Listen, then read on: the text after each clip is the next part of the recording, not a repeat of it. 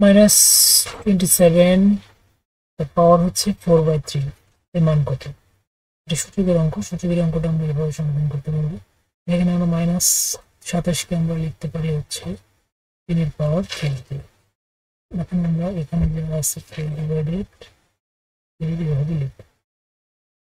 তো এরপরে যেটা করব আমরা সেটা হচ্ছে যে আমরা জানি a to the power n whole to the power n, এটা একটা সূচকের সূত্র।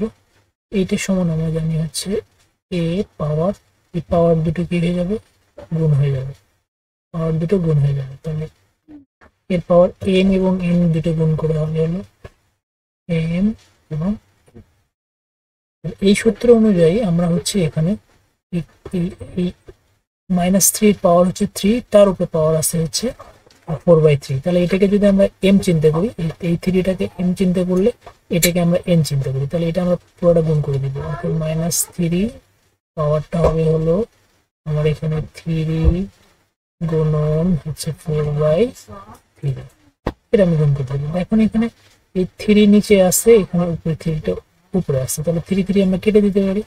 তার মানে আমরা লিখতে পারি হলো -3, তার পাওয়ার থাকতেছে হচ্ছে 4। এই -3 4 মানে কি? তাহলে আমরা জানি যে কোনো কিছু পাওয়ার মানে সেটা সে কয়বার গুণ হবে। তাহলে -3 পাওয়ার হচ্ছে 4, তাহলে আমরা এখানে লিখতে পারি হলো -3 4বার গুণ হবে, -3 গুণন -3 গুণন -3 গুণন -3। দেখুন আমরা এই দুটো -3 যদি গুণ করি তাহলে মাইনাসে মাইনাসে প্লাস হয়ে যাবে, তাহলে প্লাস 3 3 9, তাহলে এটা +9 হবে। গুণন এই -3 এবং এই -3 যদি আমরা গুণ করি তাহলে মাইনাসে মাইনাসে প্লাস, 3 আর 3 গুণ করলে 9, তার মানে আমরা দেখতে পাচ্ছি 9 9 গুণ করলে পাবো হচ্ছে 81। তাহলে এর অ্যান্সার হবে হচ্ছে খ নম্বর 81।